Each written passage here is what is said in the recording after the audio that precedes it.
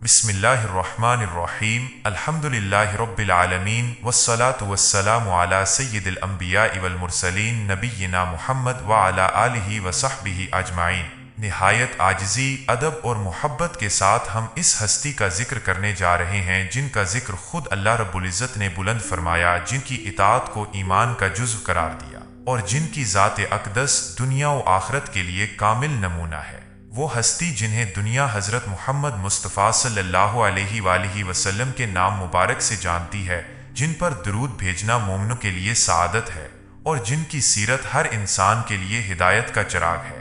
آئیے ادب و احترام کے ساتھ اس عظیم نبی صلی اللہ علیہ وآلہ وسلم کی حیات طیبہ کو جاننے اور سمجھنے کی کوشش کرتے ہیں، جن کی سیرت ہر دل کی روشنی، ہر آنکھ کا نور اور ہر زندگی کی رہنمائی ہے۔ اللہ تعالی ہمیں سیرت آقا کریم صلی اللہ علیہ وآلہ وسلم کو صحیح بیان کرنے کی توفیق عطا فرمائے۔ حضور اقدس صلی اللہ تعالی علیہ وآلہ وسلم کا نسب شریف والد ماجد کی طرف سے یہ ہے، حضرت محمد صلی اللہ علیہ وآلہ وسلم بن عبداللہ بن عبد المطلب بن ہاشم بن عبد مناف بن قسی بن کلاب بن مرہ بن کعب بن لوی بن غالب بن فہر بن مالک بن نظر بن کنانہ بن خزیمہ بن مدرکہ بن الیاس بن مزر بن نزار بن مد بن عدنان، اور والدہ ماجدہ کی طرف سے حضور صلی اللہ تعالی علیہ وسلم کا شجرہ نسب یہ ہے، حضرت محمد صلی اللہ تعالی علیہ وسلم بن آمنہ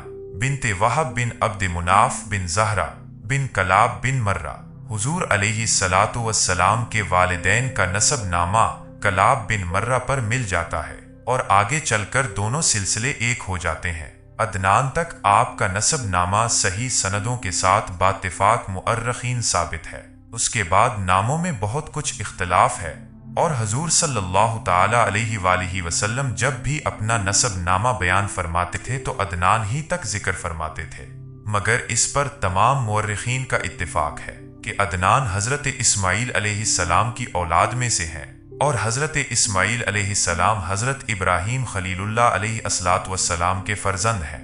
حضور اکرم صلی اللہ تعالی علیہ وآلہ وسلم کا خاندان و نسب نجابت و شرافت میں تمام دنیا کے خاندانوں سے اشرف والا ہے، اور یہ وہ حقیقت ہے کہ آپ صلی اللہ تعالی علیہ وآلہ وسلم کے بدترین دشمن کفار مکہ بھی کبھی اس کا انکار نہ کر سکے۔ چنانچہ حضرت ابو سفیان نے جب وہ کفر کی حالت میں تھے، بادشاہ روم ہرقل کے بھرے دربار میں اس حقیقت کا اقرار کیا کہ نبی صلی اللہ تعالی علیہ وآلہ وسلم عالی خاندان ہے، حالانکہ اس وقت وہ آپ صلی اللہ تعالی علیہ وآلہ وسلم کے بدترین دشمن تھے اور چاہتے تھے کہ اگر ذرا بھی کوئی گنجائش ملے تو آپ صلی اللہ تعالی علیہ وآلہ وسلم کی ذات پاک پر کوئی عیب لگا کر بادشاہ روم کی نظروں سے آپ کا وقار گرا دیں۔ مسلم شریف کی روایت ہے کہ اللہ تعالیٰ نے حضرت اسماعیل علیہ السلام کی اولاد میں سے کنانہ کو برگزیدہ بنایا اور کنانہ میں سے قریش کو چنا اور قریش میں سے بنی ہاشم کو منتخب فرمایا اور بنی ہاشم میں سے مجھ کو چن لیا۔ بہرحال یہ ایک مسلمہ حقیقت ہے کہ حضور انور صلی اللہ تعالی علیہ وآلہ وسلم کا خاندان اس قدر بلند مرتبہ ہے کہ کوئی بھی حسب و نسب والا اور نعمت و بزرگی والا آپ صلی اللہ تعالی علیہ وآلہ وسلم کے مثل نہیں ہے۔ حضور اقدس صلی اللہ تعالی علیہ وآلہ وسلم کے خاندان نبوت میں سبھی حضرات اپنی خصوصیات کی وجہ سے بڑے نامی گرامی ہے، مگر چند ہستیاں ایسی ہیں جو آسمان فضل و کمال پر چاند تارے بن کر چمکے۔ ان با کمالوں میں سے فہر بن مالک بھی ہیں، ان کا لقب قریش ہے اور ان کی اولاد قریشی یا قریش کہلاتی ہے۔ فہر بن مالک قریش اس لیے کہلاتے ہیں کہ قریش ایک سمندری جانور کا نام ہے جو بہت ہی طاقتور ہوتا ہے اور سمندری جانوروں کو کھا ڈالتا ہے۔ یہ تمام جانوروں پر ہمیشہ غالب ہی رہتا ہے، کبھی مغلوب نہیں ہوتا۔ چونکہ فہر بن مالک اپنی شجاعت اور خداداد طاقت کی بنا پر تمام قبائل عرب پر غالب تھے، اس لیے تمام اہل عرب ان کو قریش کے لقب سے پکارنے لگے۔ چنانچہ اس بارے میں شمرخ بن عمرو جمیری کا شعر بہت مشہور ہے کہ قریش ایک جانور ہے جو سمندر میں رہتا ہے، اس کے نام پر قبیلہ قریش کا نام قریش رکھ دیا گیا۔ حضور صلی اللہ تعالی علیہ وآلہ وسلم کے ماں باپ دونوں کا سلسلہ نسب فہر بن مالک سے ملتا ہے، اس لیے حضور اکرم صلی اللہ تعالی علیہ وآلہ وسلم ماں باپ دونوں کی طرف سے قریشی ہیں۔ हुजूर सल्लल्लाहु ताला अलैहि वालिहि वसल्लम के परदादा हाशिम बड़ी शान व शौकत के मालिक थे। इनका असली नाम उमरू था। इंतहाई बहादुर, बेहद सखी और आला दर्जे के मेहमान नवाज थे। एक साल अरब में बहुत सख्त कहत पड़ गया और लोग दाने दाने को मोहताज हो गए, तो ये मुल्क शाम से खुश्क रोटियां खरीद कर हज के दिनों में मक्का पहुंचे और रोटियों का चूरा करके ऊंट के गोश्त के शोरबे में तुरीद बनाकर तमाम हाजियों को खूब पेट भर कर खिलाया। इस दिन से लोग उनको हाशिम, रोटियों का चूरा करने वाला कहने लगे। चूंकि ये अब्द मुनाफ के सब लड़कों में बड़े और बासलाहियत थे, इसलिए अब्द मुनाफ के बाद काबा के मुतवल्ली और सज्जादा नशीन हुए। बहुत खूबसूरत और वजिया थे। जब शऊर को पहुंचे तो उनकी शादी मदीना में कबीला खजरज के एक सरदार उमरू की साहबजादी से हुई, जिनका नाम सलमा था, और उनके साहबजादे अब्दुल मुत्तलिब मदीना ही में पैदा हुए। चूंकि हाशिम 25 साल की उम्र पाकर मुल्क शाम के रास्ता में बमकाम गज़ा इंतकाल कर गए, इसलिए अब्दुल मुत्तलिब मदीना ही में अपने नाना के घर पल्ले बढ़े और जब 7 या 8 साल के हो गए तो मक्का आकर अपने खानदान वालों के साथ रहने लगे। हुजूर अक़दस सल्लल्लाहु ताला अलैहि वालिहि वसल्लम के दादा अब्दुल मुत्तलिब का असली नाम शेबा है। ये बड़े ही नेक नफ्स और आबिदो जाहिद थे। गारे हरा में खाना पानी साथ लेकर जाते और कई कई दिनों तक लगातार खुदा अज़्ज़ वजल की इबादत में मसरूफ रहते। रमज़ान शरीफ के महीने में अक्सर गारे हरा में एतिकाफ किया करते थे और खुदा अज़्ज़ वजल के ध्यान में गोशा नशीन रहा करते थे। रसूलुल्लाह सल्लल्लाहु ताला अलैहि वालिहि वसल्लम का नूरे नबूवत उनकी पेशानी में चमकता था और उनके बदन से मुश्क की खुशबू आती थी। अहले अरब खुसूसन कुरैश को उनसे बड़ी अकीदत थी। मक्का वालों पर जब कोई मुसीबत आती या कहत पड़ जाता तो लोग अब्दुल मुत्तलिब को साथ लेकर पहाड़ पर चढ़ जाते और बारगाहे खुदावंदी में उनको वसीला बनाकर दुआ मांगते थे, तो दुआ मकबूल हो जाती थी। ये लड़कियों को जिंदा दरगोर करने से लोगों को बड़ी सख्ती के साथ रोकते थे और चोर का हाथ काट डालते थे। अपने दस्तरखान से परिंदों को भी खिलाया करते थे, इसलिए उनका लक़ब परिंदों को खिलाने वाला है। शराब और जिना को हराम जानते थे और अकीदा के लिहाज से मोहित थे। जमजम शरीफ का कुआं जो बिल्कुल भर गया था, आप ही ने उसको नए सिरे से खुदवा कर दुरुस्त किया और लोगों को आप जमजम से सैराब किया। आप भी काबा के मुतवल्ली और सज्जादा नशीन हुए। असहाब फील का वाकया आप ही के वक्त में पेश आया। 120 बरस की उम्र में आपकी वफात हुई। हुजूर अकरम सल्लल्लाहु ताला अलैहि वालिहि वसल्लम की पैदाइश से सिर्फ 55 दिन पहले यमन का बादशाह अबरहा हाथियों की फौज लेकर काबा ढाने के लिए मक्का पर हमला आवर हुआ था।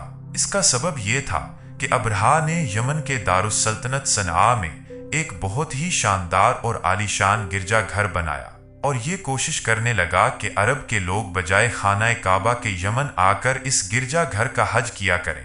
जब मक्का वालों को ये मालूम हुआ तो कबीला किनाना का एक शख्स गैज़ो गज़ब में जल भन कर यमन गया और वहां के गिरजा घर में पाखाना भरकर उसको निजासत से लथपथ कर दिया। जब अबरहा ने यह वाकया सुना तो वो तैश में आपे से बाहर हो गया और खाना काबा को ढाने के लिए हाथियों की फौज लेकर मक्का पर हमला कर दिया और उसकी फौज के अगले दस्ता ने मक्का वालों के तमाम ऊंटों और दूसरे मवेशियों को छीन लिया। इसमें 200 या 400 ऊंट अब्दुल मुत्तलिब के भी थे।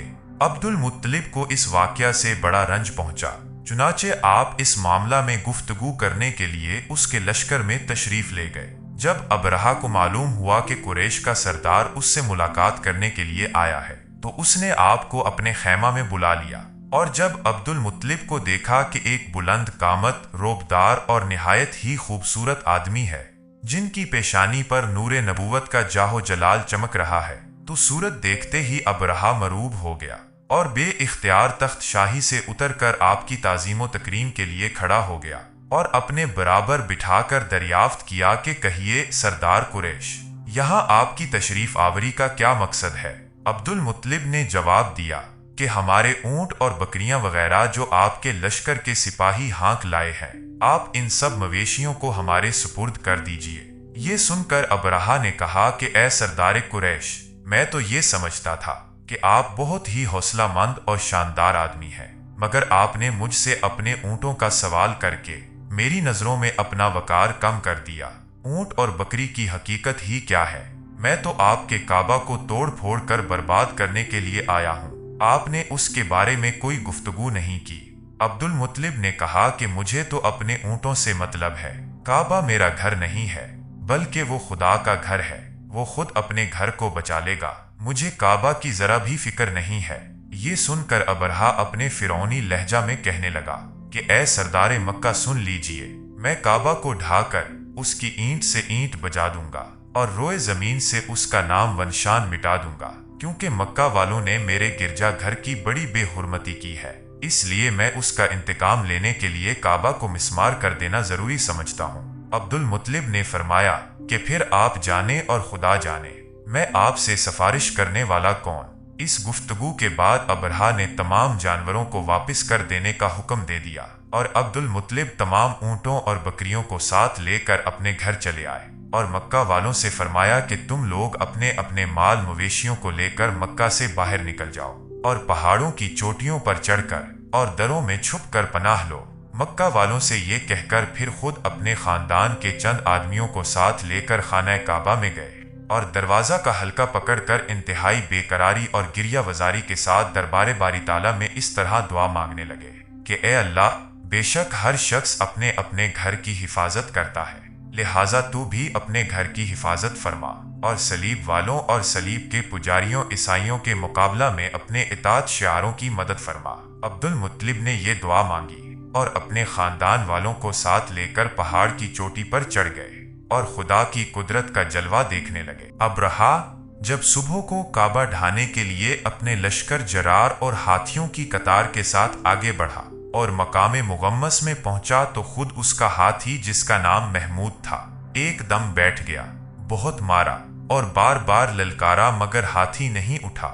इसी हाल में कहरे इलाही अबाबीलों की शक्ल में नमूदार हुआ और नन्हे नन्हे परिंदे झंड के झंड, जिनकी चोंच और पंजों में तीन तीन कंकरियां थी, समंदर की जानिब से हर में काबा की तरफ आने लगे।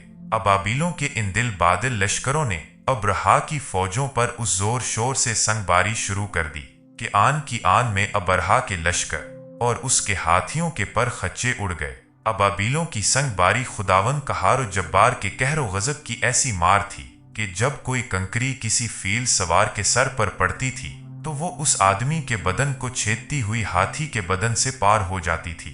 अबरहा की फौज का एक आदमी भी जिंदा नहीं बचा और सब के सब अबरहाई और उसके हाथियों समेत इस तरह हलाक व बर्बाद हो गए कि उनके जिस्मों की बूटियां टुकड़े टुकड़े होकर जमीन पर बिखर गईं। चुनाचे कुरान मजीद की सूरह फील में अल्लाह ताला ने इस वाक़या का जिक्र करते हुए इरशाद फरमाया, ए महबूब, क्या आपने ना देखा कि आपके रब ने इन हाथी वालों का क्या हाल कर डाला?